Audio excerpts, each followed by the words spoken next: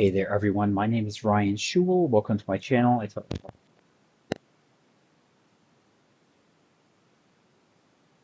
brain and topics related to this. So in today's teaching lesson, I want to show you how Netflix and Amazon make recommendations to users using two different, very popular techniques that are somewhat similar, slightly different. And there's also a third technique that we'll explore a little bit. It's a hybrid of these two techniques. Primarily, what these companies do, Netflix and Amazon, and any company that makes any kind of recommendation, focuses on two different things. There's collaborative filtering and content-based filtering. Okay, so collaborative filtering basically is one way to that Netflix uses to make recommendations. If you watch movie X, Y, and Z, you might like movie A, B, and C. Okay, this is called collaborative filtering. Amazon and they own Whole Foods and they own some other things too. Tends to use a little bit more content-based filtering. This is like customers who bought this item also bought this item, right? So if you're Whole Foods and Whole Foods shopping for groceries or Amazon shopping for anything, right? This is like you can buy, I think, a million different items. I think I Googled it once. You can, any given Amazon warehouse will have up to a million different items, right? So that's a lot of items, okay? If a customer bought these items, you might, he or she might also buy these items. So these items are related to these other items. This is called content-based filtering. And Netflix and things like Spotify music or whatever focuses a little bit more on collaborative filtering. Because you watch a movie or because you listen to this song, you might also like this other movie over here, or you might also like this other song because it's somewhat similar, right? So Spotify, YouTube focus on collaborative filtering, and Amazon focuses on content-based filtering. But again, there's crossover too, and sometimes both these companies will use a hybrid of both types of filtering. We'll see an example of that in just a minute. So basically, when we use these strategies, we can try to improve sales and customer retention, especially in the e-commerce space. If you run an e-commerce store or work in some type of digital marketing, you can use these techniques to do a few different things, specifically increase customer engagement, boost conversation rates, and improve customer retention, right? Because you're giving customers what they want. You're giving them the types of movies that they want because you already know other types of movies that they've engaged with. You know what they've watched. You know if they've watched it from the beginning to the end or just watched the first 5 minutes, right? If they finish the entire movie, you know what movies are similar in terms of that genre, that style, those actors, the movie director. You can recommend those things, right? If you go to the grocery store and you're buying milk and cottage cheese, you might be um, looking for butter and for some yogurt or something like that, right? You look for items that go together, peanut butter and jelly, or milk and breakfast cereal, or milk and coffee, right? Coffee and cream, whatever it is. So let's look at some examples and we'll get into this. So I have the code here. I'm going to share this with you. I'm not going to get into every nuance and every detail about every single thing, but we are going to create a couple different matrices. Okay, here's a ratings dictionary and a user item matrix. I'm going to go ahead and print that in the item similarity matrix, which basically takes the user item matrix. So if I do Control F, you can see we're using a cosine similarity technique. Okay, this is looking for things that have similar structures or similar mathematical representations. And if these items are similar, we're going to take this, transpose it, put it into a function that calculates cosine similarity. And based on this item similarity, we have an index, which shows the matrix columns going across the top, and then the user item matrix, which also consists of columns. And we'll see this this data frame displayed right here. So let me go ahead and run the code, Control Enter to refresh this. Right, the code runs. Okay, it takes a few moments. You can see the asterisk right here, and you can see the hourglass in the upper left-hand corner. So that means the notebook is running, right? Hourglass, you're waiting for it to finish. And it looks like an egg timer, sort of. And it's done. Okay, so the timer has disappeared. Let's print the matrix. This was the original data frame right here. And we're looking at the similarity based on the user ID, movie ID, and the rating of the movie and the movie name. So here is the item similarity data frame. And again, that comes from right up here, item similarity data frame. If you follow the logic backwards, we can induce or what's it called? Transduce or induce, whatever. We can figure out where this thing comes from. item similarity comes from here, okay? So just pay attention to this piece of code, cosine similarity. We're taking that, transposing matrix dot t, means take this matrix, transpose it, means flip it, and we're looking at the similarity, and we're looking at the calculations here. So Dunkirk has a cosine similarity of 1 to itself. So 1.0, that's perfect similarity. If you like Dunkirk, you're going to like Dunkirk, okay? That's pretty obvious. That's a no-brainer, but there's nothing really exciting or interesting about that. Nothing's being calculated, but we can look at the higher similarity. So Inception has pretty high similarity to Dunkirk by 0.52, and Dark Knight has a very high similarity, 0.70. So if I look over here, let me click here and just refresh that. Let me go back to Dunkirk.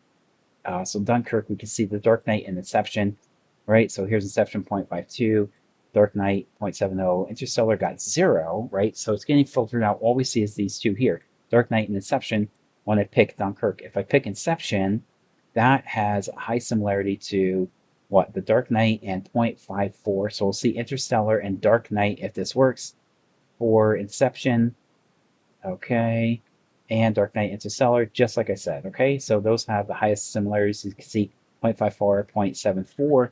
And again, that comes from this cosine similarity matrix right here. And we're looking for the top two right there. If I pick top 3, you're going to see top 3 if I pick 3 and rerun it.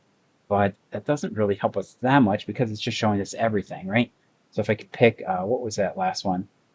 Oh, Inception, right? If I pick Inception and rerun it, wait, did I refresh the code? Something, I think we had a little glitch there. Let me rerun it. Yes, I think that ran. Okay, let me see. We said Inception. Okay, I'm gonna have to refresh this. And here's Inception. And we see Dark Knight, Interstellar, Dunkirk. We see everything. That's not really helping us because it's giving everything basically in the universe. There's only 3 movies. So we want to filter it out. That's the point here. That's why I'm using top 2. If you pick top 1, you'll get the top 1 movie that is closest in similarity. Let me refresh that. This way, go back to what we had before. We started with 2. I want 2. If you pick 1 to Interstellar, you'll get Inception, right? Because it has the highest similarity. And that's it. You'll get Dark Knight 2 now because I picked 2. So that's basically how it works. That's the cosine similarity. You're looking for similarities in this matrix, calculating how similar, how dissimilar these are, and picking the top ones. Now, this drop-down control, I just came up with this in Netflix or Whole Foods or Amazon. Obviously, they don't really have drop-down menus. I don't think I've seen that before. Maybe I haven't noticed that. I'm not a web programmer, so I just added this control to make it dynamic and interactive for people. Probably you'll click on something and type in something, and you'll get the cosine similarity based on that. So it's just a slightly different interface, but the concept is exactly the same, okay? Let's look at a slightly more convoluted, more sophisticated, more evolved example here. Now we have a bunch of movies. We have the title, the director's name, and the main actors. So Leo DiCaprio and Tom Hardy.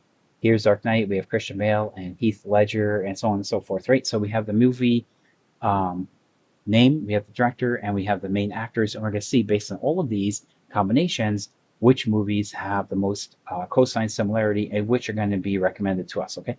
So we have the regular matrix, user ID, movie rating, nothing special about that. Here's where the magic happens. We have the cosine similarity right here, movie similarity data frame. So if I put that into my Control F over here, I can go back and see exactly the same thing we saw before. We have the user matrix, right? We're transposing that, doing the cosine similarity calculation over here, taking that into movie similarity, that matches here, and creating a data frame based on this data, and the index is going to be the columns, and the columns is going to be user item matrix. So we're looking for the top 3 here. Before it was 2, now it's 3. And just like before, I had a drop-down control. I'm not a web programmer. I don't know anything about programming websites. So this is how I would do it. When you look at Netflix, the interface is a little bit different. They'll have like movies that you click on and, you know, click the circle in the middle. That's what I have on my Roku controller. And then it knows you pick the movie. That's like picking from a drop-down menu, I guess. They just do it different than this. But really, you don't have to control it. You don't have to worry about this thing right here. This is how I interact with it, just to make it easy. your interactions can be a little different. But again, the concept is exactly the same on the back end. Look at this cosine similarity right here. Okay, convert everything into a data frame, and then look for the top number of movies or recommendations. Okay, so here's 3, and when I hit Titanic or click Titanic, whatever, you have selected movie is Titanic, director Leo DiCaprio, Kate Winslet. Okay, so that's the movie. Then here's a similarity. You have 3. Remember, we had 3 before. We had 2. Now we pick 3. We have The Dark Knight. And if you go back to Titanic and look here, where's Titanic? Let's look at this. Okay, so Titanic is 1-to-1 with itself, right? So look at the column name over here and the column name over here. So these will always be 1-to-1 on the diagonal. Everything in the diagonal is 1-to-1. Okay. But what has the highest similarity, if we look over here, this is 0.83. That's pretty high. 0.85, 0.87. That's pretty high. So I'm seeing 0.91. Okay. So let me just guess. I'm not even going to look. I'm going to kind of cover up the bottom of the screen here. 0.91, 0.87, 0.3. I'm going to say Avatar, Inception, and Dark Knight. So Dark Knight, Inception, Avatar, and that's exactly what I see down here. So Dark Knight, Inception, Avatar in descending order because of that, right? That's a cosine similarity, 0.191, 0.87, 0.83. So you get the, wait, Gladiator? Where's it? Gladiator. Oh, yeah. So 0.85, right? So that beats that. That's why it's the top 3. So you have Dark Knight coming in at 0.91, similar, 0.87, slightly less, 0.85, and that is Gladiator at the top. And that's it, guys. So it's pretty easy to do these types of recommendations, right? So let's look at a couple more examples. Hope you're feeling good. I'm feeling pretty pumped about this. So here's a slightly different method. You can use TF-IDF. So this is short for text frequency, inverse document frequency, or term frequency, sorry. This is used to compare descriptions and make recommendations based on similarity. So again, the movie example should be pretty similar. That's what we saw before. The movies over here, right? In the first case, we looked at the top 2, and we just had some basic information. Then we had some more evolved, sophisticated, advanced information about these movies down here. So we add in the director, the main actors, and the movie title. So that's how we had the recommendations for number 2. Let's move on to the TF-IDF example. We saw cosine similarity. This is a similar approach, slightly different from what we saw before. So here we have product IDs and product names. Now this is going to be more Amazon focused. I'll call it Whole Foods, right? Because Amazon owns Whole Foods, so that's under the umbrella of Amazon. Whole Foods is owned by Amazon. They bought that a while back, like I don't even know, 7, 8, 9 years ago, whatever. So I'm sure they integrated all the recommendation systems to be exactly the same, whether they use cosine similarity or inverse document frequency with term frequency. I'm not sure which, but they probably tested both and just see what the performance is and pick the better one of those two. Or they probably use a hybrid method. They could combine both of these together and then almost like use a, what's it called? Not an evolved model. I forgot the name. Jeez, I forgot the name. Where you stack one model on top of another model, like a hybrid synthetic model. Something like that. That's not the exact term, but they'll take one model and put it on top of another and put it on top of another model and then take the best sequence from a bunch of models combined, right? I'm sure that's what they're doing. So we saw the cosine similarity. Let's look at the text frequency, inverse document frequency. Wait, I need to answer my question here. This is bothering me. So let me see. Boosting versus bagging. They're boosting and bagging models, right? And they are ensemble learning methods. Okay, I'm sorry. Forget the terminology. Oh my god. Okay, so these are ensemble methods. I'm sure they're doing the same thing. They're combining cosine similarity with term frequency, inverse document frequency, and getting an ensemble model, which is basically a model that is kind of beefed up on steroids a little bit, but you're taking one model and taking the best outcome from that, applying that to the next model, taking the best outcome of that, applying that to the next model. That's how you get an ensemble model. So it's sort of a bunch of high performance models all blended together. Okay, so let's look at the example here. We have categories of items here, product names, the brand, and then the ingredients. So we have cosine similarity, but we're doing a term frequency inverse document frequency matrix. Okay, so it's slightly different. We create the cosine similarity based on that. So again, we're vectorizing all the terms here to create numeric representations of these words. So computers love numbers. Computers don't like words.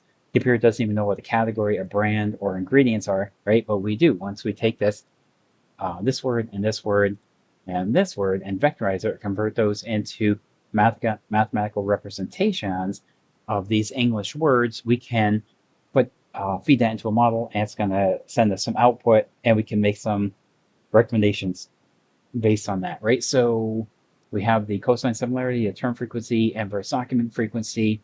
Here's the data frame, and here's the cosine similarity data frame down here. If I do Control F, we can easily find that above. And it's right here. Just like before, we're creating a pandas data frame from the cosine similarity, and we're taking product name as the column on the top and as the column on the side, right? So here's the top, right? Here's the side. And again, these are all one-to-one on the diagonal. So we see 1, 1, 1, 1, 1 going down to the side. Protein shake and protein shake, those match up, and organic almond milk and organic almond milk matches up. Okay, it's not an accidental outcome there. That is intentional. This is 1.0. It's just rounding a little bit different, so you don't see all the decimal places, but you get exactly the same outcome, right? So let me go ahead and refresh this. Not sure if I did it. Let me just get that. There's Titanic. That's what we just did. Yeah, moving on to this one now. Yeah, so here we have organic almond milk based on, and let's see what we have here. Based on similarities, I'm looking at 0.10. That's a little bit low. 0.23. So we'll say soy milk is the most similar to our organic milk. Let me just refresh this here. Go back here because it just went to that by default. Organic milk, and we see soy milk, okay, and Greek yogurt. And that's a little bit less similar, only 10% similar. This is higher, so this comes out. And I'm sure we're looking at the top two. Yep, top and equals 2. That's why we get 2 items down here. Let's look at another one. So I knew what that was going to be. This one, I don't know offhand. Let me pick oatmeal, the highest similarity. These are zeros. These are all zeros. Those are out. I see 0.12 and 0.11 and 0.07. So if we pick oatmeal milk, the top recommendation should be granola bars and soy milk. So where's my oatmeal? Okay, granola bars and soy milk. Boom, just like I said. Okay, that's exactly what we would expect. So we're getting the top recommendations here for products that match oatmeal. So we have the recommendations. We're using term frequency, inverse document frequency, and cosine similarity. So kind of a complex concept, but not really, right? When you break it down, there's only a couple things you really have to understand. The term frequency and inverse document frequency of all these groceries. These groceries go from here into a pandas data frame, okay? And the data frame gets vectorized down here based on description, and that goes into the cosine similarity matrix, which you see down here, and everything else is pretty self-explanatory, right? Let's look at one more example, and I think we can wrap that up. So I think we kind of beat this horse to death. Everything is based on the version of these things that you've seen, right? So it does some pretty cool, pretty sophisticated stuff, but under the hood, the logic is pretty straightforward and pretty simple. What actually is going on, you're taking something, transposing it, converting it to a cosine similarity matrix, or taking the TF-IDF, vectorizing that, converting that to a cosine similarity matrix, and getting the columns on the top, on the side, and you're done. You're just taking the items that have the highest similarity. That is literally it, guys. So it's pretty straightforward. Here's one more example. We have categories of grocery items. Again, let's just imagine we're at Whole Foods, okay, owned by Amazon, and Amazon kind of perfected this. I think. I mean, I think they did a good job. I don't think they invented it, but I think they perfected it. So here's the matrix. So if I look at one example here, I'll take whole wheat bread. I like whole wheat. So 0.98. This looks like a high match, almost perfect, right? Organic almond milk. And if I look at whole wheat bread, they have a couple negatives, so we'll disregard those 0.99 and then a couple negatives. So I'm going to expect to see soy milk and whole wheat bread. If I pick whole wheat, oh wait, I'm sorry. If I pick whole wheat bread, I'm going to say soy milk and whole wheat bread. So I'm sorry. I'm looking at the wrong thing. Sorry. Forgive me. If I pick whole wheat bread, that's 1-to-1. That's looking at this and looking at this. Whole wheat bread is going to have the highest similarity to soy milk and to organic almond milk. Okay, so we pick whole wheat bread and I say soy milk, organic almond milk, boom, just like I told you. There's the soy milk 0.99, right? Because we're looking at this row, 1.0 for the whole wheat bread, 1.0, we see 0.99 for soy, almost perfect 0.98 for organic almond milk. And it actually recommends frequently bought together peanut butter and oatmeal. And users also bought protein shakes and oatmeal. Okay, so again, recommendations based on similarities. What has the highest nutritional similarity, soy milk and organic milk, but also what are frequently bought together, peanut butter and oatmeal when you buy whole wheat bread. And when users bought whole wheat bread, they also bought protein shakes and oatmeal. Okay, so I hope that makes sense. You're taking something that's fairly complex, but breaking it down into a format that's pretty easy to digest and to assimilate and to basically understand what's going on here. Let's look at one more basic example here. If we go to granola bars, same thing that we saw before. Recommendations for granola bars, nutritional similarity. We have peanut butter and Greek yogurt. Okay, so if you buy granola bars, peanut butter and Greek yogurt will have similar nutritional value. Okay, whatever you want to call it, nutritional supplements or whatever the term is. And then frequently bought together is Greek yogurt and protein shakes. And then you built a little chart over here just so you can see visually how these things stack up in terms of calories. So Greek yogurt has about 100, and then protein is about 10, and then Greek yogurt has about sugar, about 5, right? Granola bars, so more calories. Protein shake, less calories. Peanut butter, a little bit higher, almost as high as granola bars. Granola is actually the highest. But over here, less protein for granola bars, a little bit more sugar. Um, so calories for peanut butter is pretty high. I know that. That's nothing new for me. I already knew that. Protein shake has about 30 and very little sugar. And then Oh, I'm sorry. I thought that's peanut butter. Protein shake. Yeah. So that makes sense for protein shake. You have a calories, protein, and sugar, and then for peanut butter, calories, protein, and sugar. Okay. So that is pretty much it in a nutshell. I have one more example over here. Let me hit Control Enter to run it. It says, let's look at one more example. This time, interactive hybrid recommendation. So, like I said before, we're taking two concepts and blending them together. Okay. We're looking at both um, um, um, um, recommendations using content-based filtering and um, losing my train of thought for just a second. Collaborative filtering, right? Collaborative filtering is more like the movies. Songs content-based filtering is more like Amazon or Whole Foods. So it's based on the products and the contents of those products versus the movies and who stars the movie and who's the director of the movie and what is the movie about, right? So two different concepts, but we can take both of those ideas and blend those together into a hybrid model. So that's exactly what I did here. I just think I just refreshed it. So same kind of thing, take everything, cosine similarity, TF-IDF vectorizer, condense that into the model, and we display the model in this drop-down menu right here. If you buy jelly, products recommended with jelly is a carrot, banana, and then apple. And these are the calories, protein, and sugar, kind of like we saw over here in the chart. Okay, I'm just not charting it, but the concept basically takes two concepts and blends them together. So collaborative filtering and content-based filtering, and we're getting items similar to what we see over here. So oatmeal, whole wheat bread, apples, and oatmeal. So oatmeal and oatmeal, yeah, those are pretty similar, right? Okay. And then carrots, we get carrots. What's similar? Jelly, carrot, and banana. And these are the calories, the proteins, and the sugar. So I have a couple of notes down here. Which one is better? It really depends. You can use collaborative filtering for more diverse data sets that require user interaction. Okay, we saw an example of that. And content-based filtering is more for well-defined attributes, but you could struggle to define the novelty of those products. So again, content-based filtering is more for like products at Amazon or at Whole Foods, where the product has a whole bunch of attributes or features. You want to see how similar those features are. And collaborative filtering is more for songs or for movies, right? When you want to see a movie that has the same director, the same actors, the same sort of concept of the movie, maybe you like sci-fi movies, maybe you like action adventure, maybe you like horror movies. I'm not a horror fan necessarily, but if you are, good for you.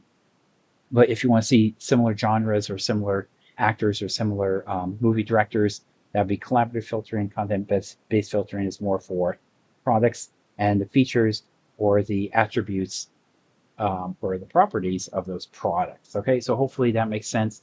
I'm going to wrap it up right here, guys. Thanks for your full undivided attention, and I'll see you soon. I'll catch you in the next video. Okay, bye.